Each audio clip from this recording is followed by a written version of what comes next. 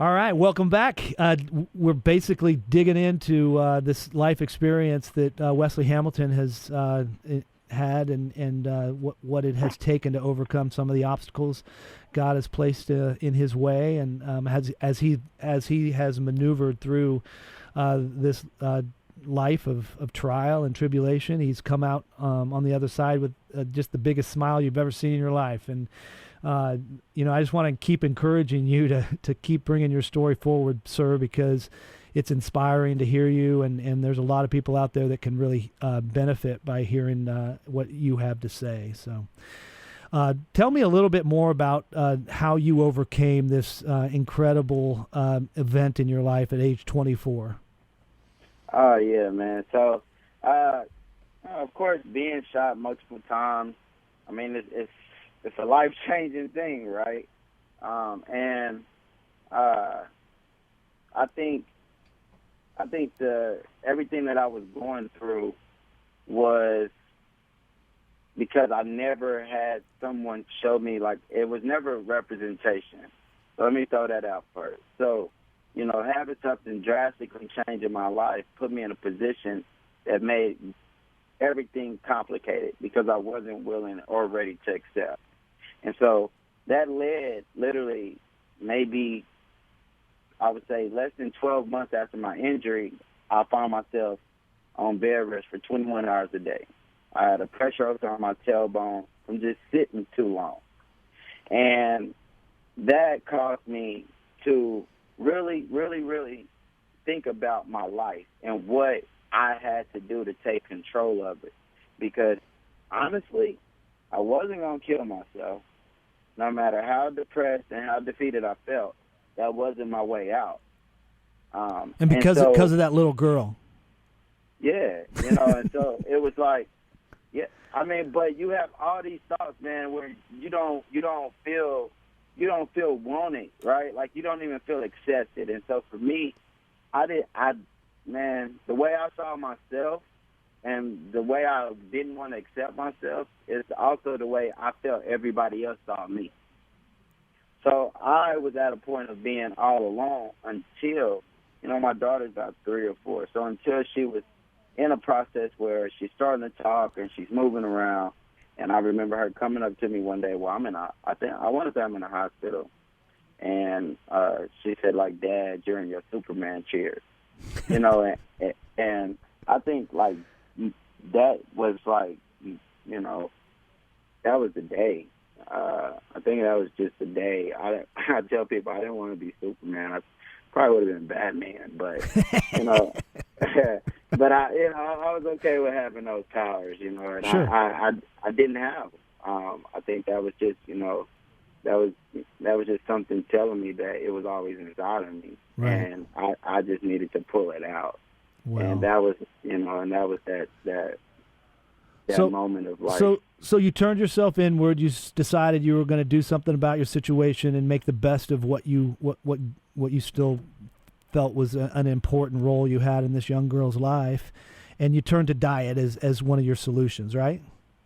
Yeah. So since I was on bed rest, the doctor told me the only thing that would help my wounds heal was adding protein in my diet, and I didn't know what that meant, right. Nor did anybody in my community really knew what that meant. So I went to school to be a dietitian. I don't know how that was a choice. I think I didn't have no other choice to learn food without going to school. Gotcha. And so I went to school and learned nutrition on a different level, and I fell in love with it. And that was that was it. That was it. I seen it. I fell in love with it. I started practicing how to eat. I started practicing how to cook better. And I had lost 100 pounds in less than a year from just doing that. Now, right. I'm on 21 hours a day bed rest. So, yeah, there was no time for physical activity. Wow. I just ate right. Right. Yeah, so that led you to a better way of living, and it helped you heal, and then you got to a point where you wanted to turn towards physical activity as another outlet.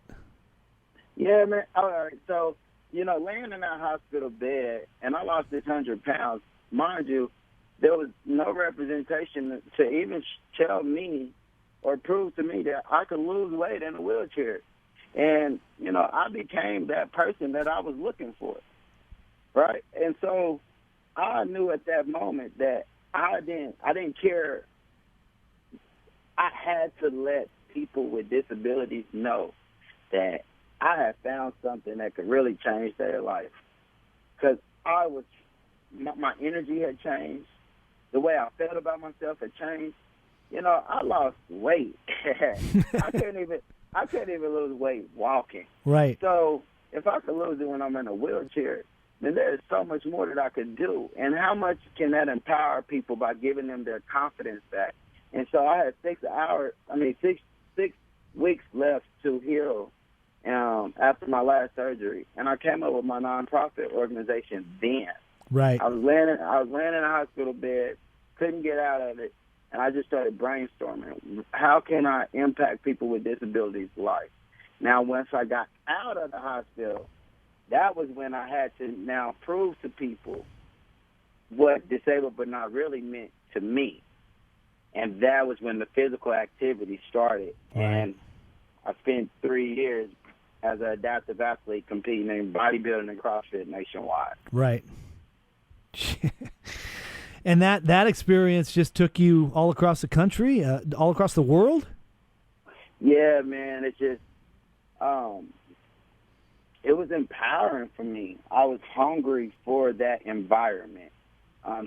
To witness so many people with different disabilities, because it's adaptive CrossFit, and so you're surrounded by all types of ability levels, and it was just powerful because that representation isn't seen.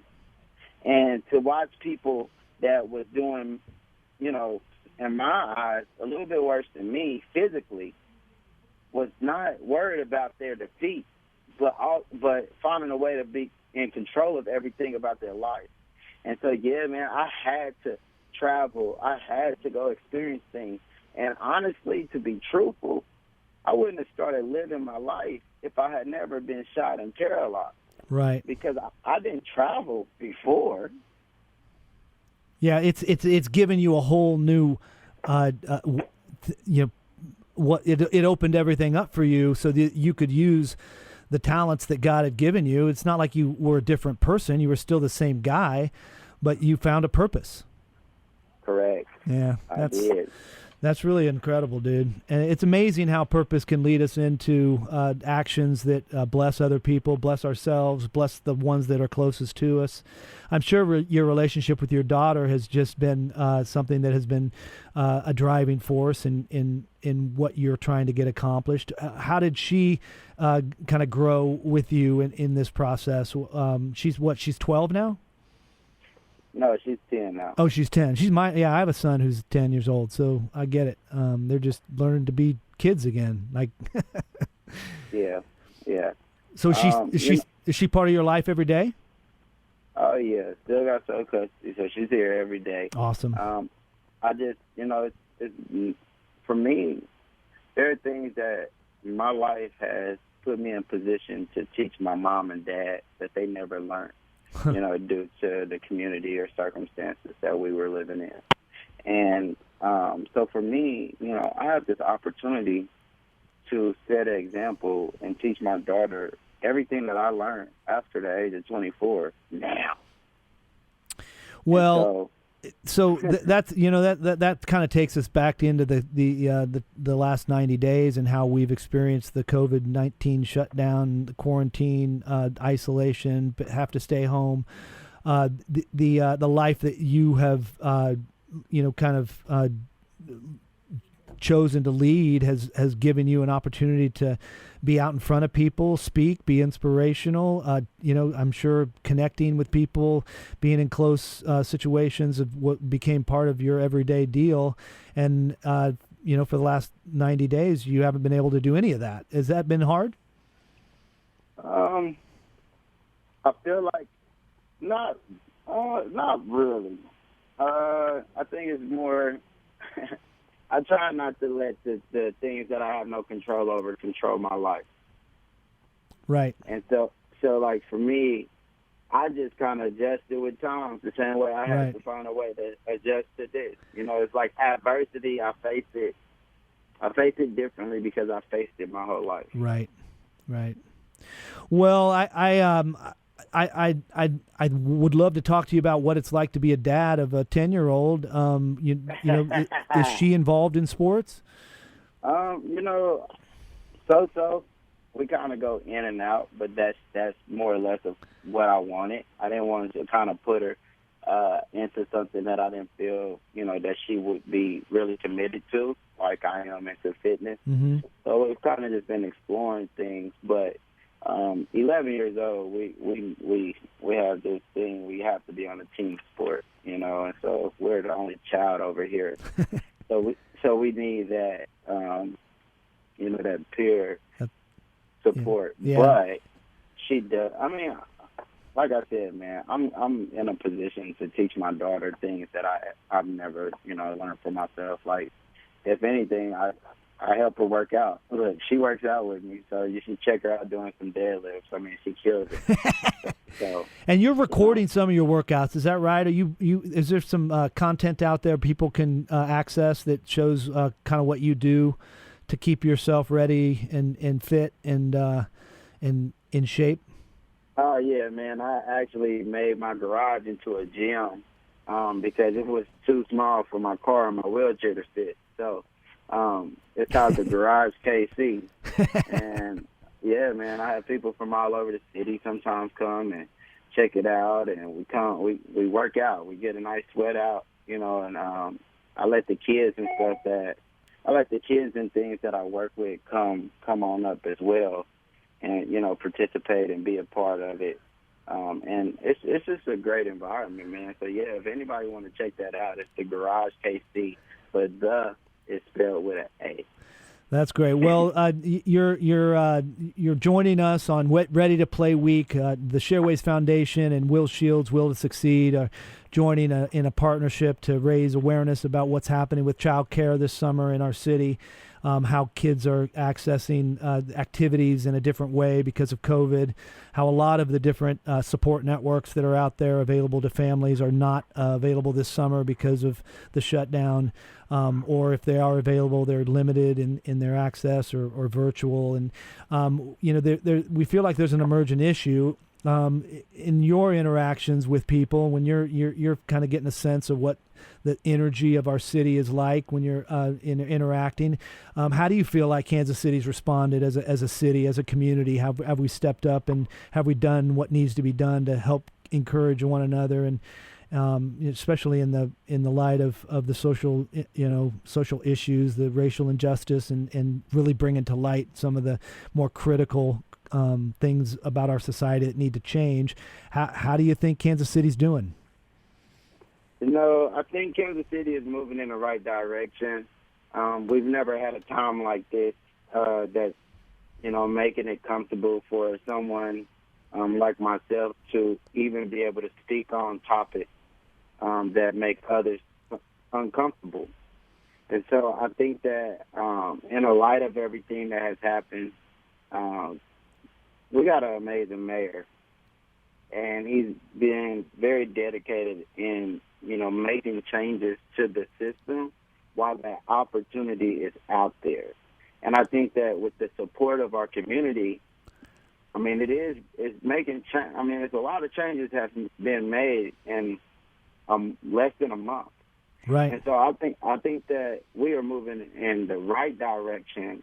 You know, and I it's not going to be something that's overnight. You know, you don't become the best athlete, you know, overnight. You don't become, you know, fit overnight. But what we can say is that people are willing to learn now and understand. And I think that level of understanding is going to allow more inclusive and diverse environments to be created. Yeah. And that's what I'm excited about. Yeah. Well, I can tell you my household is consumed with learning more. You know, we definitely live in a privileged, I live a privileged life. I'm blessed and I'm very thankful. But I think that the right response for me is, what can I do to help to make a difference? Knowing that access is privilege, I'm sure you've probably run across more than once situations where you wish you had better access to opportunities that might be because of your disability or because of the color of your skin. Is there anything about that that you would parallel? Is being disabled and being black the same thing? Is it different? Tell me a little bit about being both. I mean, that's got to be a double challenge. No, it's a complete double challenge, man. I tell people all the time that once I got paralyzed, I just remember the first day of getting those looks or feeling uncomfortable around the norm.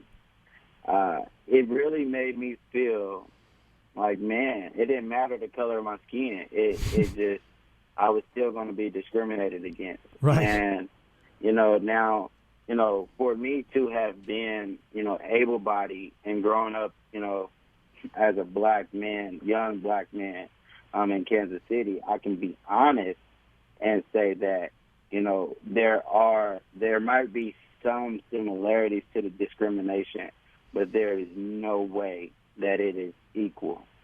Right. And because, just the education and the history, I feel like more or less, as black people, you've never been accepted into this world.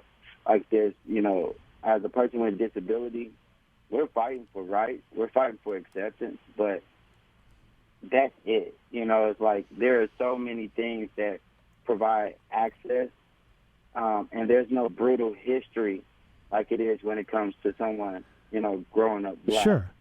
Or living black. But the discrimination, yes. I mean, I feel that if a group can empathize, I believe that the disabled community can truly empathize to some of the things that are happening, because this is the way I put it, if you're fighting for rights, then you should truly understand another group that's doing the same thing. Yeah, I'm sure there's a lot of parallels, but what I hear you saying is the brutality, because you're disabled, you're not showing up at the door getting rejected all the time, but sometimes with the color of your skin, that's a common experience where you're placed in a certain box and you're not let out, and then when experiences happen in life that put you outside of that box, you get beaten down because of it, and those are the things that have been part of our history that go unrecognized, they go untalked about, they get pushed into the corner, back into the back of the deal. People try not to think about it, and we've got to get it out into the light. We got to show the light and let the light drive out the darkness. Oh, man, and that's completely, true. Those conversations are needed. Everything is needed right now, so that we can get on a better road, man, and start to become better as people. But, when you think about being black and disabled, I always have to let people know my wheelchair is not always seen in my car, and so there's times that it's in my trunk. And we've seen encounters that sometimes that might seem like a lie. I'm not known as that positive person everywhere I go. I'm not that public figure to everybody. Some people just see me as a black man, and that's all they know. Right. But that's what, and so I can't look at my platform or my position as something that will save me from going into the world and having to wake up every day black. Right. And so, when I have to work with kids that are, black and disabled, those are the things that I'm thinking about with them. Right. Is how can I set you up in a world where you are, one, maybe rejected for your disability, or maybe life isn't just easy for you because of your disability. And then, on the other end, it's the same way because of your the color of your skin. Like, that type of work, now that's hard. Right. But I live it. So I'm willing to put my effort into making sure that those people, those kids in those communities actually feel like they're worthy and they're worth something, because it is hard to try to accept that you are different in more ways than one, because you're constantly being shown that, on social media or any outlet. It's a traumatizing state for anyone that is, disabled and a person of color facing the injustices that, that society has created. Well, it's really important that you continue to create these spaces that are safe for people to voice their emotions, their feelings, their thoughts, and being able to work through some of the challenges. You are able to set an example, unlike very few people in this world, where you can relate to people that are suffering, disabilities and suffering because they were born a certain color. And that's, I'm so proud of you. I'm so happy to have you on our show, Ready to Play Week.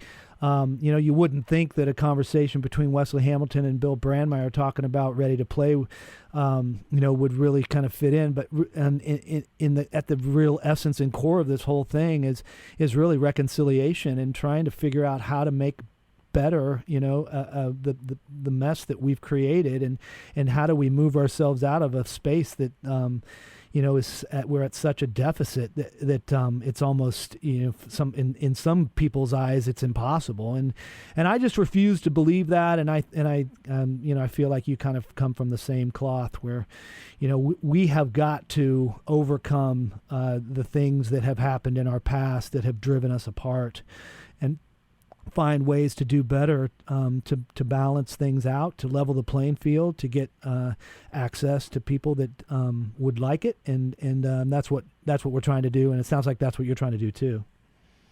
Yeah, that's the only way that we can get. For me, representation matters, and for my community, it lacks that. But I am that representation that we lack, and so for me, when I always talk to my friends and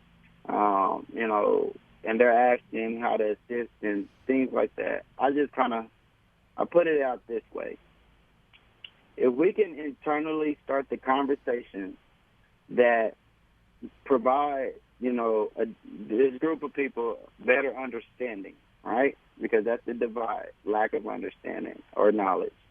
And if we can create that by having these conversations, that, for one, gives me the ability to go into my community and represent it and help change and reshape mindset that I know can happen because it happened to me.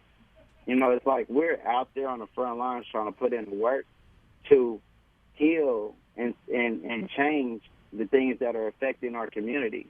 And so it's kind of like, really, we all got to do our own work on our side to make us come together. Well, that's really well said. Thank you so much. My kids would be so mad at me if I didn't ask you about your experience with Queer Eye. Can you just kind of go into what that was like and just tell what your favorite part of that was and how that kind of has changed things for you? Man, it was life changing, right? Like.